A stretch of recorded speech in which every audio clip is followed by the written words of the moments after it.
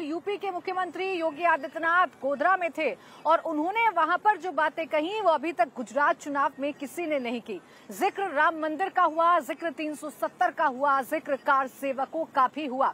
तो क्या मुख्यमंत्री योगी आदित्यनाथ के गोधरा दौरे के बाद, उनकी हुंकार के बाद फर्स्ट फेज का चुनाव बदलने वाला है?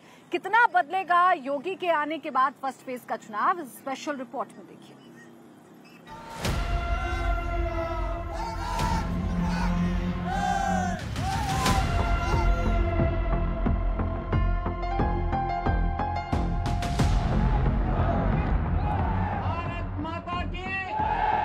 No if, no but. 100% result. राष्ट्रवाद और हिंदुत्व, ये बीजेपी का एकदम सेट फार्मूला है। गुजरात इसकी प्रयोगशाला रही है। यहां ये प्रयोग हमेशा से कामयाब रहा है। इस बार बीजेपी 150 के टारगेट पर चल रही है और ये टारगेट तभी पूरा होगा जब राष्ट्रवाद और हिंदुत्व की लहर घर घर तक पहुंचेगी। इस स्मार्टफोन के युग में भी ये फोटो स्टूडियो बना के साल में 30 लाख कमा रहे हैं। आपको भी ये कमाना है, उनसे सीखना है तो फ्रीडम ऐप को अभी डाउनलोड कीजिए। –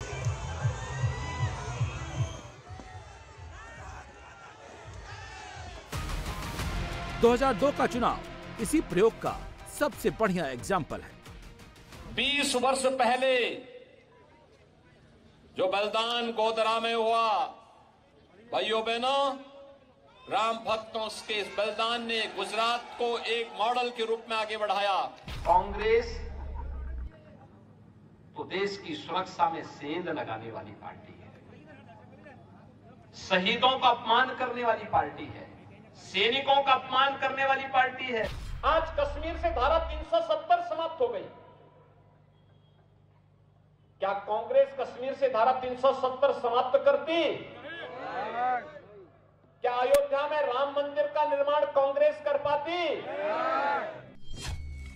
महिसागर, आणंद, बड़ोदरा और गोधरा अब तक की करीब 18 रैलियां योगी आदित्यनाथ कर चुके हैं और हर रैली में अपनी तर्कश से योगी ने राष्ट्रवाद और हिंदुत्व के तीर का खुलकर प्रयोग किया है। महिसागर, आणंद, बड़ोदरा के बाद योगी फाइनली गोधरा पहुंचे। योगी ने यहाँ क्या क्या कहा वो सुनाएंगे, लेकिन पहले चलते हैं गोधरा, जहाँ योगी आदित्यनाथ का बिग भगवा शो हुआ। गोधरा से आई इन तस्वीरों से आप समझ सकते हैं कि यहाँ माहौल क्या है। चप्पा चप्पा भगवा भगवा है और कोना कोना योगी का हुआ है।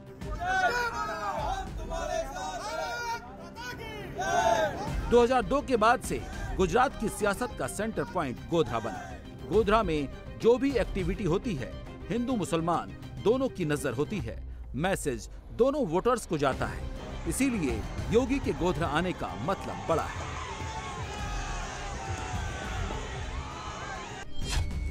समझ लीजिए, गोधरा से हिंदू वोट और मुस्लिम वोट दोनों पर डायरेक्ट असर होता है। इसीलिए मुसलमानों की सियासत करने वाले ओवैसी भी इस स्मार्टफोन के युग में भी ये फोटो स्टूडियो बना के साल में 30 लाख कमा रहे हैं।